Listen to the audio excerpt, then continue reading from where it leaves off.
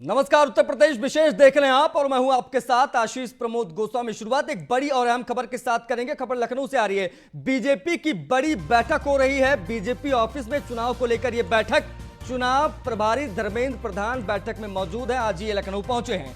BJP के चुनाव से प्रभारी अनुराग ठाकुर भी मौजूद हैं। सीएम योगी आदित्यनाथ बैठक में मौजूद हैं। डिप्टी सीएम केशव प्रसाद मौर्य भी बैठक में मौजूद हैं। 2022 की तैयारियों के लिहाज से ये बैठक बहुत ज्यादा अहम हो जाती है, क्योंकि इसी तैयारियों को परखने के लिए प्रभारी धर्मेंद्र प्रधान 3 दिन के यूपी दौरे पर आए हैं। ये इस वक्त की बड़ी खबर आपको बता दें। डिप्टी सीएम केशव प्रसाद मौर्य, उत्तर प्रदेश के मुख्यमंत्री योगी आदित्यनाथ, धर्मेंद्र प्रधान, अनुराग ठाकुर, ये तमाम बड़े नाम इस वक्त लखनऊ की बड़ी बैठक में मौजूद हैं। मसला है 2022 की चुनाव की तैयारी को परखने का। 2 तस्वीरें हम आपको दिखा रहे हैं। पहली तस्वीर देखिए अमोसी एयरपोर्ट की, किस वहां पर जब स्वागत किया गया धर्मेंद्र प्रधान, अनुराग ठाकुर का, आपको तस्वीरों में नजर आ जाएंगे। Deputy CM Dinesh Sharma, basic शिक्षा मंत्री सतीश द्विवेदी, तमाम बड़े लोग, स्वतंत्र देव सिंह, तमाम लोगों ने आज स्वागत किया अमोसी एयरपोर्ट पर। दूसरी तस्वीर आप देखें अनुराग ठाकुर का स्वागत। 2 तस्वीरें इस वक्त हम आपको दिखा रहे हैं, क्योंकि 2 बड़े नाम लखनऊ पहुंचे हैं। चुनाव की क्या तैयारियां है उसको परखने के लिए धर्मेंद्र प्रधान का स्वागत हुआ, अनुराग ठाकुर का स्वागत हुआ अमोसी एयरपोर्ट पर। और अब बैठक हो रही है लखनऊ में। बैठक में तमाम लोग मौजूद हैं। उत्तर प्रदेश के मुख्यमंत्री, उप मुख्यमंत्री धर्मेंद्र प्रधान, क्योंकि ये यूपी चुनाव के प्रभारी हैं, साथ ही उप प्रभारी अनुराग ठाकुर, साथ ही साथ में देश के खेल मंत्री भी हैं अनुराग ठाकुर। तो ये सभी लोग लखनऊ पहुंचे। वहां पर बैठक चल रही है। बीजेपी ऑफिस में ये बड़ी बैठक चल रही है, क्योंकि चुनाव में 6 महीने का ही वक्त बचा है, माफ कीजिएगा 5 महीने का वक्त बचा है। और इन 5 महीनों में ही बहुत कुछ तैयारियां करनी, क्योंकि आज ताबड़तोड़ तूफानी दौरे योगी आदित्यनाथ कर रहे थे पश्चिमी यूपी में, और इस बीच अचानक से लखनऊ पहुंचे, क्योंकि वहां पर बड़ी बैठक, और इस वक्त बड़ी बैठक हो रही है। सीएम योगी आदित्यनाथ बैठक में मौजूद हैं। और ये बीजेपी की बड़ी बैठक सिर्फ और सिर्फ इस लिहाज से हो रही है कि चुनाव की तैयारियां कहां तक पहुंची, क्योंकि भारतीय जनता पार्टी किसी भी कीमत पर यूपी को गंवाना नहीं चाहती। 2022 की तैयारियों को परखने के लिए ही प्रभारी, चुनाव प्रभारी धर्मेंद्र प्रधान पहुंचे हैं। साथ ही साथ में आपको बता दें कि देश के खेल मंत्री और साथ ही साथ में उप प्रभारी अनुराग ठाकुर भी आज अमोसी एयरपोर्ट पर पहुंचे। कार्यकर्ताओं ने स्वागत किया। Swatantra Dev Singh, deputy CM Dinesh Sharma, basic शिक्षा मंत्री सतीश द्विवेदी, ये तमाम लोग आज अमोसी एयरपोर्ट पर पहुंचे, जहां पर उनका स्वागत किया गया।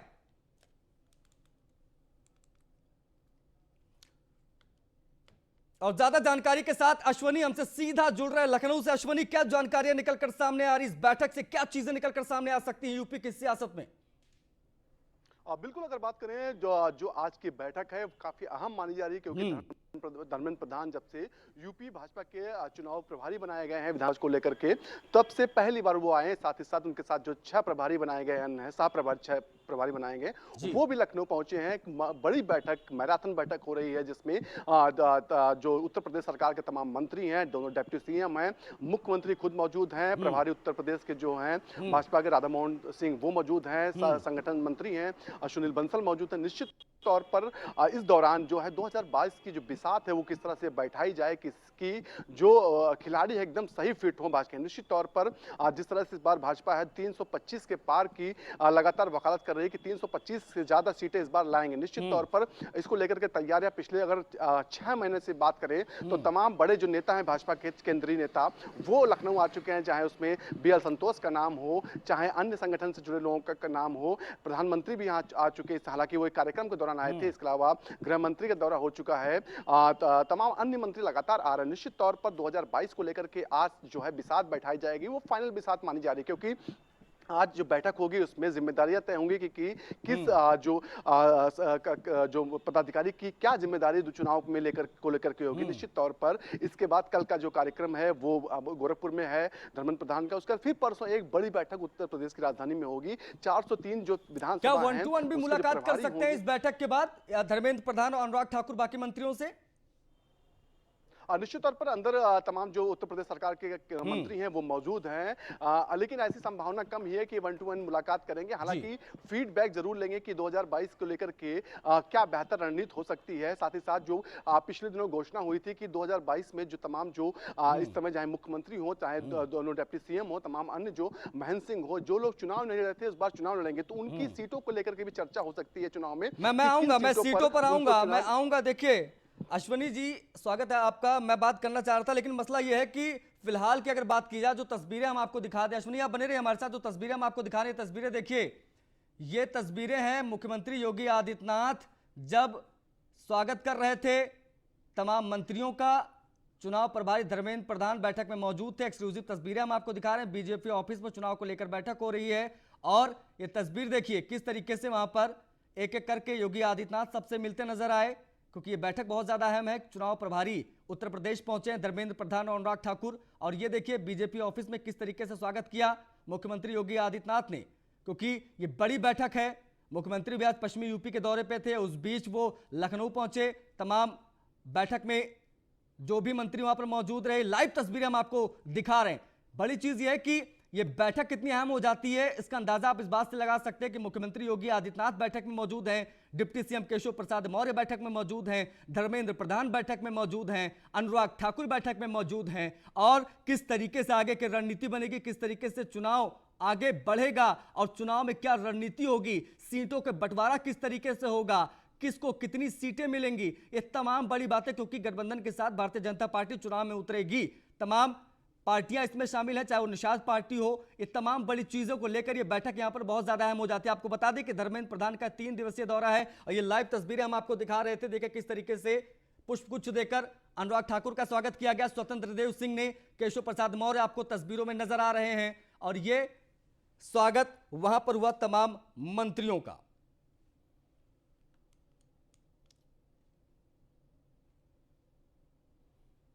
अश्वनी हमारे साथ जुड़े हुए थे, तमाम जानकारियां दे रहे थे। अश्वनी आपका धन्यवाद हमसे जुड़ने के लिए, तमाम बातचीत के लिए। बढ़ते हैं आगे, तो लखनऊ में मुख्यमंत्री योगी आदित्यनाथ का गोरखपुर दौरा कल है। ब्रह्मलीन गोरखपीठाधीश्वर महंत दिग्विजयनाथ महाराज की प्रतिमा का अनावरण करेंगे मुख्यमंत्री योगी आदित्यनाथ। केंद्रीय मंत्री धर्मेंद्र प्रधान शामिल होंगे। गोरखपुर के महंत दिग्विजयनाथ पार्क में दोपहर 1 बजे एक कार्यक्रम होगा, तो ये आपको कार्यक्रम का ब्यौरा दे दे, क्योंकि लखनऊ के बाद गोरखपुर जाएंगे और गोरखपुर में यह कार्यक्रम होगा मुख्यमंत्री योगी आदित्यनाथ का। कल गोरखपुर दौरा है, धर्मेंद्र प्रधान भी आपको दौरे में नजर आएंगे। यूपी में विधानसभा चुनाव नजदीक है, जिसको देखते हुए सभी पार्टियां तैयारियों में जुटी हुई हैं। सूबे के मुख्यमंत्री योगी आदित्यनाथ भी सरकार की 4.5 साल की उपलब्धियों को जिले जिले में जाकर गिना रहे हैं। साथ ही जिले में विकास कार्यों को परखने के लिए भी खुद वो दौरे पर हैं। पिछले 2 दिनों में सीएम योगी 7 जिलों का दौरा कर करोड़ों रुपयों की सौगात भी दे चुके हैं। ये रिपोर्ट के जरिए देखिए और समझिए कि कहां सीएम ने दौरे किए।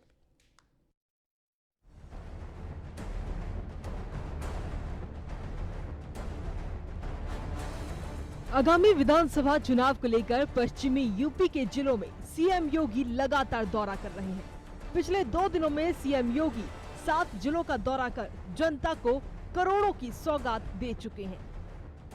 गौतम बुद्ध नगर पहुंचे सीएम, ग्रेटर नोएडा के दादरी में सम्राट मिहिर भोज की प्रतिमा का अनावरण किया।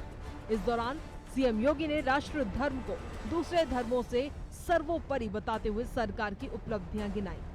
सीएम योगी ने कहा कि एनसीआर इलाके में अब विकास की बात होती है। पहले जहां गुंडाराज था, वहां अब निर्यात और निवेश का माहौल देखने को मिल रहा है। उत्तर प्रदेश के अंदर 4.5 वर्ष का कार्यकाल सरकार का 19 सितंबर को पूरा हुआ है, और 4.5 वर्ष के कार्यकाल को पूरा करने के बाद आज आप इस बात को देख रहे होंगे, 4.5 वर्ष का कार्यकाल पूरा होने पर उत्तर प्रदेश में कोई भी दंगा नहीं होता है। नहीं तो हर तीसरे दिन एक दंगा इसी उत्तर प्रदेश में होता था। इस बदली हुई परिस्थिति के साथ हम सबको जुड़ करके आगे बढ़ना होगा। गौतम बुद्ध नगर के बाद हापुड़ पहुंचे सीएम योगी ने जनसभा को संबोधित करते हुए केंद्र और राज्य के विकास कार्यों की उपलब्धियां गिनाई। सीएम योगी ने अपने 4.5 साल के कार्यकाल के विकास कार्यों का जिक्र करते हुए केंद्र और राज्य के विकास कार्यों की तारीफ की। उन्होंने कहा कि पीएम मोदी ने जो कहा था आज उसे कर दिखाया है। ये विकास की परियोजनाएं अलग अलग कार्यों के लिए अलग अलग क्षेत्रों से जुड़ी हुई योजनाएं हैं। इसमें स्कूल का भी है, हॉस्पिटल का भी है, जल जीवन मिशन में शुद्ध पेयजल का भी है, सब स्टेशन के निर्माण का भी है, सड़कों का भी है, अलग अलग प्रकार की योजनाओं को इसके साथ जोड़ा गया। वेलनेस सेंटर के निर्माण का भी है, यानी हर एक क्षेत्र में रोजगार की संभावना के साथ साथ हर एक नागरिक के जीवन में कैसे हम खुशहाली ला सकते हैं, ये इसका आधार बन सके। और इसी को ध्यान में रख करके वर्तमान में प्रदेश सरकार आपके सामने आई है, आप सबका आह्वान करने के लिए। जातिवाद की राजनीति, मत और मजहब की राजनीति, महापुरुषों को जातीय दायरे में कैद करने की राजनीति, ये बंद होनी चाहिए। महापुरुष किसी जाति का नहीं होता, महापुरुष तो पूरे समाज का होता है, पूरे राष्ट्र का होता है, और उसे भरपूर सम्मान दीजिए। हापुड़ के बाद अमरोहा पहुंचे सीएम योगी ने जिले में 433 करोड़ से अधिक लागत की 31 परियोजनाओं का शिलान्यास किया। इस दौरान सीएम योगी ने अपने कार्यकाल की उपलब्धियां भी गिनाई, साथ ही सपा सरकार के कार्यकाल पर सवाल उठाते हुए जमकर निशाना साधा। सरकार 2017 में आई तो पहली योजना थी 86 लाख किसानों का 36,000 करोड़ रुपए का कर्ज माफी का कार्यक्रम। बिना भेदभाव के किसान का कर्ज माफ किया गया। प्रधानमंत्री किसान सम्मान निधि में हर किसान को जोड़ करके 6,000 रुपए सालाना उनके खाते में हर वर्ष आ रहे हैं। प्रधानमंत्री मोदी जी ने सौगात हर किसान को दी। महिलाओं की सुरक्षा की पुख्ता व्यवस्था करने के वर्तमान में प्रयास हो रहे हैं। क्रय केंद्र स्थापित करके हर एक किसान की उपज को न्यूनतम समर्थन मूल्य देने की कार्रवाई हो रही है। जब सरकार गांव की चिंता, नगर की चिंता, गरीब की चिंता, नौजवान की चिंता, महिलाओं के स्वावलंबन की चिंता करते हुए आगे बढ़ रही है। बहरहाल 2022 की सियासी जंग फतह करने के लिए सीएम योगी सरकार के विकास कार्यों की उपलब्धियां गिनाने के साथ साथ किसानों, गुर्जरों और जाटों को साधने में जुटे हैं। अब देखना ये होगा कि आने वाले चुनाव में जनता सीएम योगी के विकास कार्यों से कितना इत्तेफाक रखती है।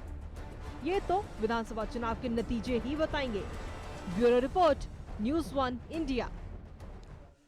बढ़ते आगे तो यूपी एटीएस ने धर्मांतरण के मामले में मौलाना कलीम सिद्दीकी को मेरठ से गिरफ्तार किया। Maulana Kalim Siddiqui global peace centre के अध्यक्ष और जमीयत वलीउल्लाह के भी अध्यक्ष हैं। मौलाना की इस गिरफ्तारी को लेकर जहां विपक्ष सवाल उठा रहा है, तो वहीं पुलिस अपनी बड़ी कामयाबी से मान रही है। रिपोर्ट देखिए।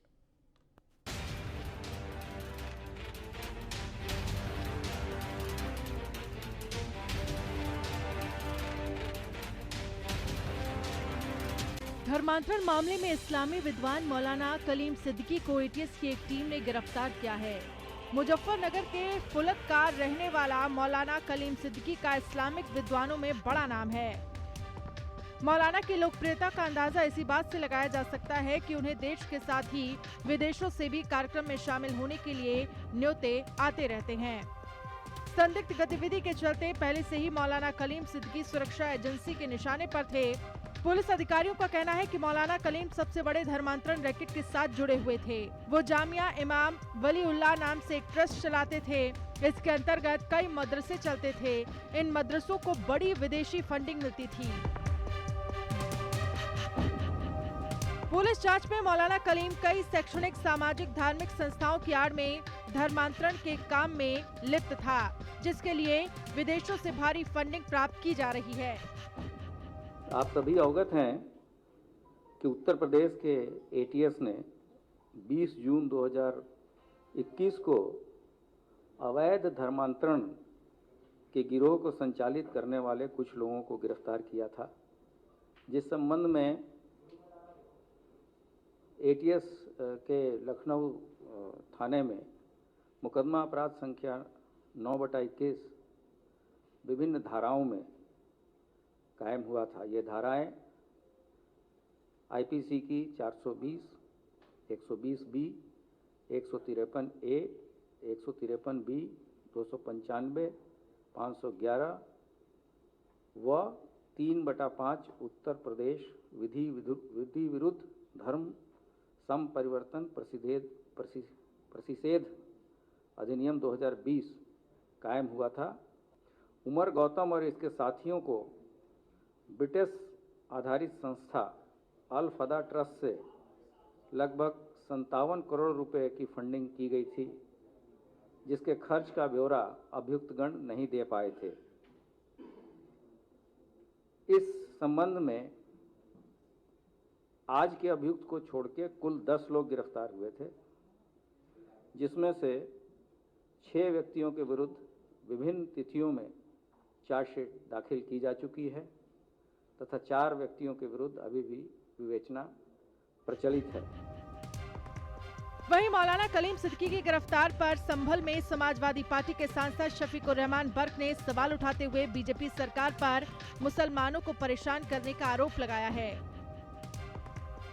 ना तो ये तो गलत किया जा रहा है। देखिए गलत किया है और गलत किया जा रहा है। ये तो बीजेपी गवर्नमेंट सिवाय यानी मुसलमानों को घेरने के, मुसलमानों को नुकसान पहुंचाने के दूसरा कोई काम नहीं है। गौरतलब है कि 20 जून को अवैध धर्मांतरण गिरोह संचालित करने वालों को यूपी पुलिस की तरफ से गिरफ्तार किया गया था।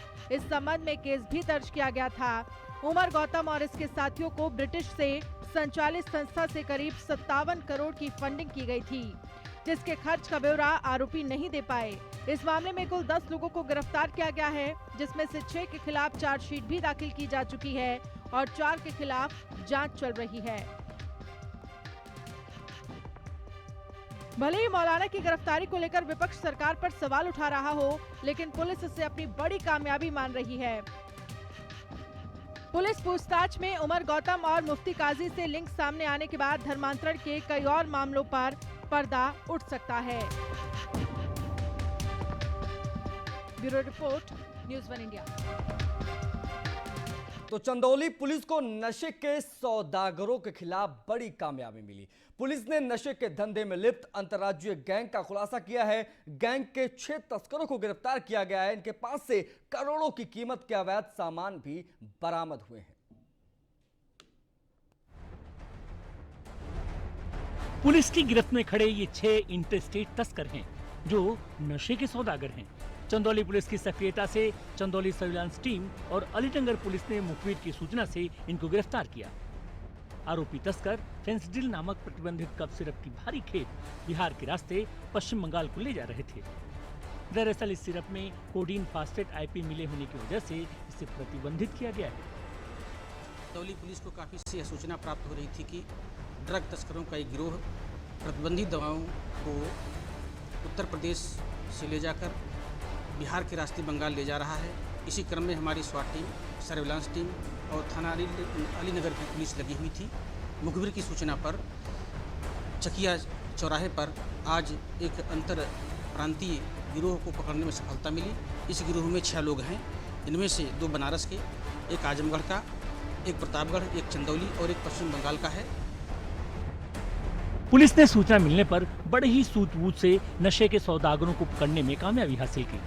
अलीनगर थाना क्षेत्र के चकिया चौराहे से एक ट्रक से 150 पेटी, एक कार से 24 पेटी और पिकअप से 173 पेटी प्रतिबंधित दवाएं बरामद की, जिनकी अनुमानित कीमत 1 करोड़ रुपए बताई जा रही है। इनसे पूछताछ की गई तो इनके पास से प्रतिबंधित दवा फेंसाडिल की 349 पेटियां बरामद हुई और इनके पास से truck, Hyundai car, pickup, 8 mobile और एक वेन्यू कार बरामद हुई। यह एक अंतर प्रांतीय गिरोह है जो यहाँ से जो प्रतिबंधित दवा है, यहाँ मेडिकल स्टोरों से ये लोग इनवाइस बनवा करके कंपनी से निकलवा कर कंपनी के गोदामों से ला करके थोड़ी थोड़ी मात्रा में एक दूसरी जगह इकट्ठा करते थे और फिर जब बड़ी मात्रा में हो जाती थी तो उसको ट्रकों के माध्यम से पश्चिम बंगाल ले जाते थे, जहां उन्हें बड़ी कीमत मिलती थी। दरअसल नशे के सौदागरों का ये गोरख धंधा पिछले 3 सालों से फल फूल रहा था। फिलहाल गिरफ्तार तस्करों से पुलिस टीम पूछताछ कर जांच पड़ताल में जुट गई है। न्यूज़ 1 इंडिया के लिए चंदौली से राम कुमार जायसवाल की रिपोर्ट। तो महंत नरेंद्र गिरी की मौत से जुड़ी इस वक्त की एक बड़ी खबर आ रही है, उससे आपको रूबरू करवाते हैं। न्यूज़ 1 इंडिया पर एक्सक्लूसिव सबूत। एसआईटी की टीम कोर्ट से बाहर निकली। दस्तावेज सौंपने के बाद कोर्ट से एसआईटी की टीम निकली। अब हम आपको दिखाते हैं तस्वीर। न्यूज वन इंडिया पर एक्सक्लूसिव सबूत। और यह तस्वीर हम आपको दिखा रहे हैं जब एसआईटी की टीम कोर्ट से बाहर निकली, दस्तावेज सौंपने के बाद कोर्ट से एसआईटी की टीम जब बाहर निकली, उस वक्त की एक्सक्लूसिव तस्वीर सिर्फ और सिर्फ आप न्यूज वन इंडिया पर देख पा रहे हैं। एक्सक्लूसिव सबूत आप इस वक्त देखिए तस्वीरों में। महंत नरेंद्र गिरी की मौत की जांच से जुड़ी ये इस वक्त की बड़ी और अहम खबर। देखिए बैग लेकर एसआईटी की टीम निकल रही है कोर्ट से बाहर। इन सबूतों को देखिए किस तरीके से एसआईटी पूरे मामले की तफ्तीश कर रही है। जब कोर्ट से बाहर निकले तो हाथ में बैग था। यह एक्सक्लूसिव तस्वीर हम आपको दिखा रहे हैं।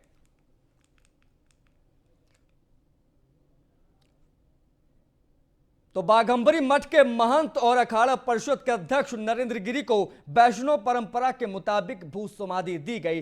दोपहर में साधु संतों और शिष्यों की मौजूदगी में मंत्रोच्चारण के बीच नींबू के पेड़ के पास महंत को भू समाधि दी गई। इस मौके पर समाधि देते हुए नमो नारायण हर हर महादेव महाराज की जय का उद्घोष गूंज उठा। समाधि को मिट्टी से ढका जा रहा था। इसके बाद उसे गोबर से लीप कर उस पर एक शिवलिंग रखा जाएगा। 1 साल बाद इस स्थान पर मंदिर बनाया जाएगा। बताते चले कि सोमवार को नरेंद्र गिरी का शव बाघंबरी पीठ के कमरे में फंदे से लटकता मिला था।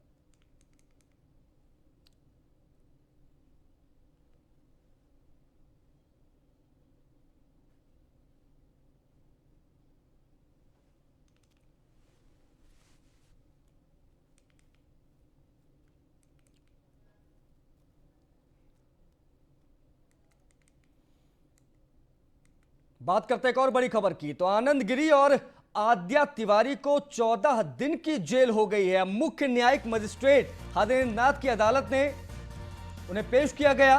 दोनों पर महंत नरेंद्र गिरी को आत्महत्या के लिए उकसाने का आरोप है। कोर्ट ने 14 दिन के लिए पुलिस हिरासत में फिलहाल भेजा है।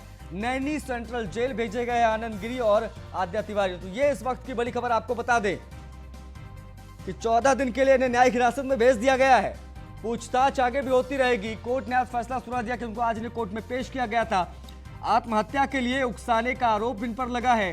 हरिद्वार से हिरासत में लिए गए थे आनंद गिरी, उसके बाद उन्हें गिरफ्तार किया गया पूछताछ के बाद। और अभी फिलहाल 14 दिन की जेल इन्हें हो गई है। आनंद गिरी और आद्या तिवारी को मुख्य न्यायिक मजिस्ट्रेट हरेंद्र नाथ की अदालत में पेश किया गया। उसके बाद अदालत ने उन्हें न्यायिक हिरासत में भेज दिया। इन्हें आने वाले 14 दिनों तक ये दोनों जेल में रहेंगे। अभी चूंकि 306 का मामला है और ये ट्राइबल बाई सेशन होता है, तो लिहाजा अभी चूंकि अभी इसमें राइटिंग एक्सपर्ट की रिपोर्ट आनी है, तो ऐसे में उनके तरफ से जमानत की प्रार्थना पत्र भी नहीं भेजी जाएगी, क्योंकि उसमें सारे फैक्ट जब सामने आ जाएंगे तभी जमानत की प्रार्थना पत्र दी जा सकती है। तो मुझे लगता है कि अभी आनंद गिरी को ही जेल में ही रहना पड़ेगा। और अगर पुलिस रिमांड पर उनको लेने की प्रार्थना पत्र दी जाती है तो न्यायालय उस पर जो है अपना कोई आदेश पारित करेगी। देखिए नरेंद्र गिरी महाराज जिन्होंने सुसाइड किया था, उनके सुसाइडल नोट में आनंद गिरी और आद्या तिवारी का नाम उसमें आया था, जिसके आधार पर उनके खिलाफ नामजद FIR की गई थी।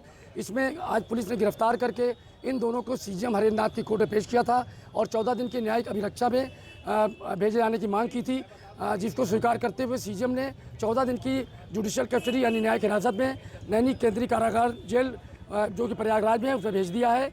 बकिया अगर फर्दर विवेचना में या पुलिस रिमांड की आवश्यकता होगी तो उसके लिए विवेचक को दरखास्त देनी पड़ेगी कोर्ट में, जिसमें दोनों पक्षों की सुनवाई के बाद ही उसमें कोई कार्रवाई होगी। फिलहाल 14 दिन के लिए दोनों लोगों को न्यायिक हिरासत में नैनी कारागार। मेरठ पहुंचे कांग्रेस के प्रदेश अध्यक्ष अजय कुमार लल्लू से न्यूज वन इंडिया ने खास बातचीत की। 2022 चुनाव को लेकर के कांग्रेस मैदान में उतर चुकी है और वहीं अगर बात की जाए आज तो अजय कुमार लल्लू प्रदेश अध्यक्ष मेरठ पहुंचे हैं। वहीं 29 तारीख को प्रियंका गांधी का मेरठ में दौरा रहेगा और सबसे बड़ी बात देखने को यह मिल रही है कि जो प्रियंका गांधी हैं वो 29 तारीख को मेरठ आएंगी। और इसी के बीच हमारे साथ अजय कुमार लल्लू अध्यक्ष मौजूद है, उनसे बात करेंगे। सर 29 तारीख को जो प्रियंका गांधी की मेरठ में रैली होनी है उसको लेकर के क्या तैयारियां चल रही? देखिए आज तो मैं संगठन की मीटिंग करने, संगठन की समीक्षा करने, जो ग्राम सभा की इकाई का गठन करना है और साथ में आने वाले समय में जो रैलियां होनी है, कांग्रेस प्रतिज्ञा यात्रा निकलनी है, प्रशिक्षण के कार्यक्रम होने हैं, उसी की बैठक लेने में यहाँ आया हूँ। 2022 चुनाव को लेकर के क्या रणनीति बनाई जा रही है कांग्रेस सरकार द्वारा? कांग्रेस सरकार बनाने जा रही है, उत्तर प्रदेश की जनता ने तय कर दिया है। तय कर दिया। तो परसों जो चुनाव की रैली है, अब इसके बाद में उत्तर प्रदेश के साथ साथ मेरठ के साथ साथ किन जिलों में आप रैली करने जा रहे हैं? मैंने कहा ना पूरे प्रदेश में रैली होगी। पूरे प्रदेश में कांग्रेस प्रतिज्ञा यात्रा निकलेगी, हम वचन निभाएंगे और प्रशिक्षण के कार्यक्रम चल रहे हैं, ग्राम सभा की इकाइयों का गठन हो रहा है, इसी की समीक्षा कर रहे हैं। देखिए, लगातार कांग्रेस पार्टी उत्तर प्रदेश के अंदर रैलियां कर रही है, जनता को लुभाने का काम कर रही है। वहीं साफ तौर पर अजय कुमार लल्लू ने बताया है कि कांग्रेस पार्टी अब की बार सरकार बनाने जा रही है और उसी को लेकर के पूरे उत्तर प्रदेश में अपनी पार्टियों की तैयारी कर रही है। अपनी पार्टी के गठबंधन की बात की, वहीं अगर विपक्ष की बात की जाए, अखिलेश यादव भी गठबंधन की बात कर रहे हैं, मायावती भी गठबंधन की बात कर रही है, लेकिन कांग्रेस पार्टी अपने दम पर मैदान में उतरेगी और अपनी सरकार बनाएगी। मेरे सहयोगी महफूज के साथ अतुल शर्मा की report, news 1 India Meerut. Uttar Pradesh विशेष में फिलहाल के लिए बस इतना ही। नमस्कार।